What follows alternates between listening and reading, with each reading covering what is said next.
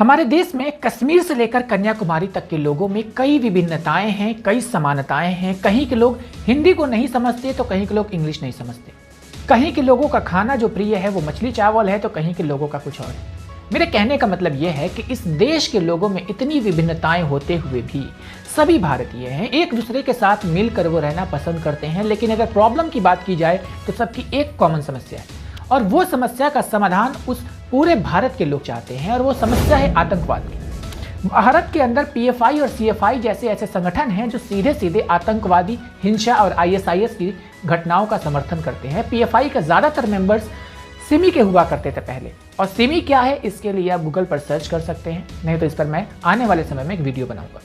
फिलहाल आप ये जानिए कि सिमी को पूरे भारत में बैन करके रखा गया है। बैन का मतलब जानते ही हैं। महिलाओं को सम्मान दिलाने के नाम पर उनके माथे पर लगा सिंदूर ये मिटा देते और उस महिला को विदेशों में बेच देते हैं, उसे ड्रग्स माफिया और देह व्यापार में ढकेल देते हैं। शिक्षा के नाम पर शिक्षा के रिफॉर्मेशन की बात ना करके स्कूल और कॉलेज में हिजाब ही पहनकर जाना ठीक है, ऐसी मांग करते हैं, जैसा सोशल मीडिया पे आप देख रहे हैं।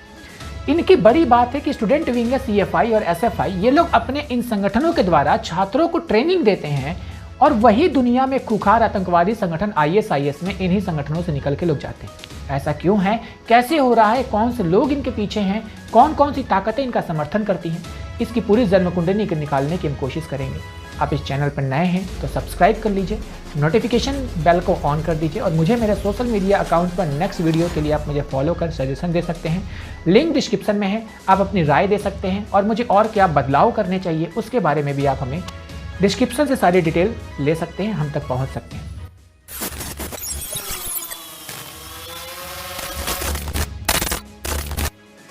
सबसे पहले पीएफआई, सीएफआई और एसएफआई है क्या? PFI stands for and the CFI stand for campus front of India. PFI के मेंबर्स की बात करें तो ये वो पूरे नाम हैं जो इनको कंट्रोल करते हैं। आप एक बार ठीक से देखिए इस पूरे नामों को, इनमें कहीं भी एक भी हिंदू का नाम नहीं मिलेगा। इसका मतलब साफ है कि ये इस्लामिक कट्टरपंथ को देश में फैलाने के लिए ही पैदा हुए हैं और ये संगठन चल रहा है। आप ये भी कह सकते हैं कि ये एक रेडिकल टेररिस्ट ऑर्गेनाइजेशन ही है। जब आप इसके इतिहास में जाएंगे तो देखेंगे, आपको पता चलेगा कि पीएफआई का पूरा इतिहास ही देश को तोड़ने का रहा है। अब आप ये जानिए कि पीएफआई बना कैसे था। 1992 में बाबरी विध्वंस के बाद, उस मस्जिद के विध्वंस के बाद देश में बहुत सारे इस्लामिस्ट ऑर्गेनाइजेशन पनप पड़े थे। उस दौरान इसके और हिस्ट्री में जाएंगे तो पता चलेगा कि उस समय 3 ऐसे इस्लामिक संगठन थे जो सबसे ज्यादा एक्टिव थे। जो पहला संगठन था उसका नाम था national development front of Kerala, फिर दूसरा Kerala forum for dignity, Manita निधि पसारी ऑफ तमिलनाडु। ये 3 एकदम एक्सट्रीम इस्लामिस्ट विचारधारा वाले संगठन 2006 में एक साथ मर्ज होकर पीएफआई के नाम से यह संगठन जाना जाने लगा। गूगल पर सर्च करने पर आता है कि ये एक ऐसी ऑर्गेनाइजेशन है जिसका उद्देश्य है to establish an egalitarian society in which freedom, justice and security are enjoy by all.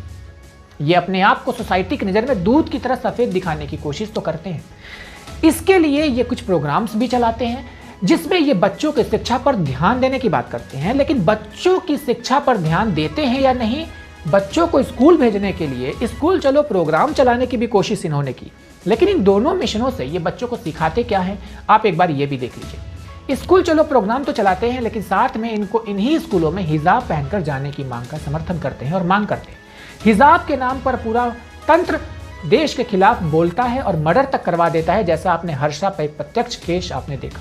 अब जब ये स्कूल चलो जैसे प्रोग्राम को चलाते हैं तो शिक्षा पर ध्यान देने की बात करते हैं और इसका नतीजा ये होता है कि इनके पीएफआई के मेंबर्स ही आईएसआईएस में ज्वाइन हो जाते हैं और ये आईएसआईएस पूरी दुनिया के सबसे ज्यादा खुखार आतंकवादी संगठनों में एक है। तो आप सोचिए कि इनका शिक्षा का तंत्र कैसा है कि इनसे जुड़े हुए लोग आईएसआईएस में जाते हैं।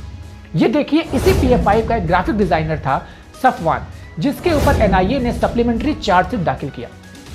जिस केस में चार्जशीट दाखिल किया था वो केस आईएसआईएस उमर अल हिंदू मॉड्यूल का केस था, जिसमें दक्षिण भारत के कई हिस्सों में आतंकवादी हमले करने से लेकर तमिलनाडु और केरला के 15 कट्टरपंथ इस्लामिक संगठन थे, उन सब ने मिलकर षड्यंत्र रचा था। ध्यान दीजिएगा, ये वही पीएफआई द तेजास डेली नामक एक मीडिया हाउस में ग्राफिक डिजाइनर रहा था ये साफवान, और यही साफवान उमर अल हिंदू मॉड्यूल मामले में एक नौवां आरोपी था।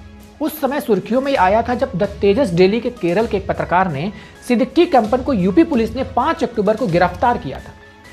जब वो हाथरस मामले को कवर करने के लिए यूपी आया था, पूरा हाथरस मामले पे प्रोपोगेंडा बनाने की एक होड़ चल रही थी।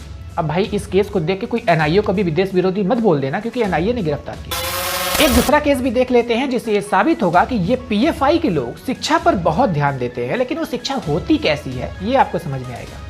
इंडिया टीवी की एक रिपोर्ट के अनुसार Manshid alias Umar al Hind, the chief of Islamic State module in the country, had worked with the intelligence department of the Popular Front of India for the 12 years. Umar was involved in keeping track of the activities of the RSS and its functionaries in the Kerala. अब आप खुद ही सोचिए कि अगर कोई बंदा 12 साल तक इसी पीएफआई के इंटेलिजेंस विभाग में काम करता है और वो एनआईए के द्वारा आईएसआईएस के कामों को और जाकिर नाइक से इंस्पायर होकर देश में हमले करने के बारे में सोचता है, तो क्या आप सोच सकते हैं कि पीएफआई और ये सीएफआई की जड़ें देश विरोधी कामों में कितनी गहरी है, क्योंकि इन्हीं के साथ काम करता हुआ बंदा आईएसआईएस में जाता है। अभी मैं आगे और बताऊंगा इस वीडियो के डिटेल में। ये थी शिक्षा की बात, और कहते हैं कि हम शिक्षा को बढ़ावा देते हैं। ये है इनकी शिक्षा कि इनकी शिक्षा से पढ़े हुए लोग आईएसआईएस जैसे आतंकवादी संगठनों में जा करके मिलते हैं और उनके कामों को देश के अंदर अंजाम देते हैं। अब आते हैं इनके कामों पर कि ये काम क्या करते हैं। एएस जैनबा, जो कि पीएफआई की वुमेन सेल यानी एनडब्ल्यूएफ यानी कि नेशनल वुमेन फ्रंट की प्रेसिडेंट है, ये एक स्ट्रिंग ऑपरेशन में एक्सेप्ट किया था कि पीएफआई और सीएफआई का काम ही कन्वर्जन कराना है, और बड़े पैमाने पर ये कन्वर्जन करा रहे हैं। आप इस वीडियो को देखिए। कन्वर्जन का क्या प्रोसीजर होता है? कन्वर्जन नाम पर लिखना ये तो ठीक नहीं हो जाएगा, क्योंकि प्यार से लोगों को गुस्सा आ जाएगा। इसलिए कन्वर्जन नाम पर नहीं करना है। सेंटर का नाम दूसरा नाम पर, हमारे सत्यसाई इंस्टीट्यूट का नाम पर कन्वर्जन सेंटर नहीं है, सत्यसाई इंस्टीट्यूट है और चैरिटेबल ट्रस्ट है, उसी नाम पर हम शुरू करना है। आप जो कन्वर्जन वहाँ सत्यसाई में होता है या जो लोग रहते हैं जी, मान लीजिए वो कभी बाहर जाके बोल दें किसी को, नहीं उसका चांस करनी है। क्यों? क्योंकि वो लोग इतना इस्लाम कबूल करने के बाद बाहर जाना है। Her confession only confirms what the NIA said in its dossier on the Popular Front of India. The dossier read, the PFI is running a religious conversion facilitation center called Satyasarani. ये तो भाई गजब की बात है। शिक्षा में सुधार और महिलाओं की मदद का नाम लेकर सोशल सर्विसेज के नाम पर फोर्स कन्वर्जन करा रहे हैं। वन इंडिया की एक रिपोर्ट बताती है कि कट्टरपंथी इस्लाम का प्रचार करना एक आकर्षक काम है, जहां पर युवाओं को कट्टरपंथी बनाने के लिए लोगों को 40 लाख रुपए तक का पेशकश की जा रही है देश के कोने कोने में पीआईएफ के द्वारा। केरल में जो पिछले कुछ वर्षों में कट्टरपंथ इस्लाम के केंद्र के रूप में जो उभरा है, इसमें ऐसे कई समूह हैं जहां का युवाओं का कट्टरपंथीकरण होता था। पीएफआई और उसके स्टूडेंट विंग सीएफआई की सबसे बड़ी भूमिका इसमें रही है। तमाम मीडिया रिपोर्ट्स इसका दावा करती हैं। ये थी एक छोटी सी हिस्ट्री। अब देखते हैं कि इन्होंने देश के लिए क्या क्या काम किया। देश के विकास के लिए यही पीएफआई देश के अंदर कई बार हिंसा फैलाने में भी शामिल रही है, या यूं कहें कि ज्यादातर घटनाएं ही इनके इशारों पर हुई हैं। इन्होंने anti-CAA protest 2020, Bengaluru rights 2020, Hathras case 2021, Delhi rights 2020, Maharashtra rights over Tripura act 2021 में पूरी तरह से पीएफआई का हाथ शामिल रहा था, और पूरी दुनिया इस बात को जानती है। जो लोग कहते हैं कि पीएफआई ने महिलाओं के हक की लड़ाई लड़ी है, जिसमें मेरे कुछ अपने दोस्त भी शामिल हैं, उसके ऊपर पूरा का पूरा आर्टिकल लिखते हैं बिना कुछ सोचे सबकी विचारधारा क्या है, आईएफ का टारगेट क्या है। उनके लिए मैं बता दूं कि 2016 में निमिषा नाम की एक हिंदू लड़की का एक मामला उजागर हुआ था। अगस्त 2011 को केरल पुलिस ने सीना फरजाना और नासिर नाम के 2 लोगों को गिरफ्तार किया था। दोनों कथित तौर पर केरल में लड़कियों का शोषण कर लड़कियों को उनको किडनैप कर आईएसआईएस में भर्ती करवाने का काम कर रहे थे। वे दोनों पीएफआई द्वारा संचालित संगठन सत्यसारणी से थे। जांच में ऐसे कई केस सामने आए थे जो एनआईए ने बाद में उसका एक्सपोज किया। उत्तर प्रदेश पुलिस ने पूरे राज्य में नागरिकता संशोधन अधिनियम के खिलाफ में विरोध प्रदर्शन के दौरान विभिन्न आपराधिक गतिविधियों में शामिल होने के आरोप में इस्लामिक कट्टरपंथी संगठन पॉपुलर फ्रंट ऑफ इंडिया के 25 सदस्यों को गिरफ्तार किया था। ये इसी सीएए प्रोटेस्ट में कई ऐसे नाम हैं जो मैं एक वीडियो में नाम नहीं ले सकता, लिस्ट इतनी बड़ी है। कट्टरपंथी इस्लामिक संगठन पॉपुलर फ्रंट ऑफ इंडिया यानी पीएफआई के राज्य प्रमुख वसीम और उसके 2 सहयोगियों को लखनऊ में हुए सीएए के विरोध प्रदर्शन के दौरान हिंसा में कथित तौर पर मास्टरमाइंड करने के आरोप में इन्हें गिरफ्तार किया गया। राष्ट्रीय जांच एजेंसी यानी एनआईए ने इस्लामिक संगठनों के 17 पार्टी नेताओं, social democratic party of India और पॉपुलर फ्रंट ऑफ इंडिया को केजी हली पुलिस स्टेशन में हिंसक हमले और उसके बाद बड़े पैमाने पर दंगों में शामिल होने के आरोप में गिरफ्तार किया था। और 11 अगस्त को बेंगलुरु में एक बहुत बड़ी एक हिंसक घटनाएं हुई थी, अब गूगल करके देख लीजिएगा, उसमें भी इन सब का नाम आया था। ऐसे हजारों की संख्या में ऐसे केस हैं जिसमें सीधा सीधा कनेक्शन इस पीएफआई और इस सीएफआई का आया है और इन्होंने उन संगठनों में बिल्कुल इनका हाथ रहा है, घटनाओं में हाथ रहा। भारतीय विद्यार्थी परिषद के सदस्यों ने देश भर में कई बार मांग की है कि पॉपुलर फ्रंट ऑफ इंडिया और उसके कॉलेज स्तर के जो wing campus front of India है उसको आतंकवादी संगठन घोषित करके उन्हें प्रतिबंधित किया जाए। कई जगह के सरकारों ने इसे बैन किया हुआ है, जैसे कि झारखंड जैसे राज्य ने इन संगठनों को पूरी तरह से बैन कर दिया है, लेकिन देश के कई राज्य ऐसे हैं जो अभी तक इस संगठन को बैन नहीं कर पाए क्योंकि इनका पूरा का पूरा सत्ता में बैठे हुए लोगों का संरक्षण प्राप्त होता है और एनआईए इसकी पूरी तरह से जांच कर रही है। याद रखिएगा कि आज के पीएफआई के ऊंचे पद पर बैठे सभी नेता कल सिमी के थे। सिमी पर बैन लगाया गया तो ये पीएफआई बनाकर इसमें काम करने लगे।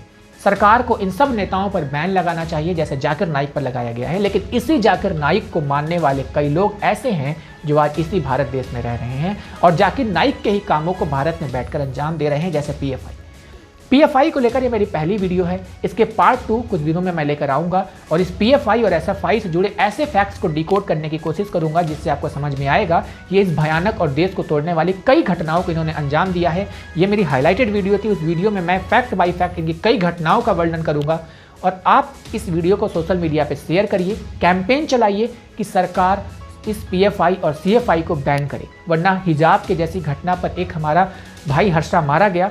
ऐसी कई घटनाएं होंगी आने वाले समय में, किसी का भी नंबर इसमें आ सकता है। तो इस वीडियो को और लोगों तक शेयर करिए और इस पीएफआई और सीएफआई के सच को और लोगों तक पहुंचाने में हमारा साथ दीजिए। नमस्कार, जय श्री राम।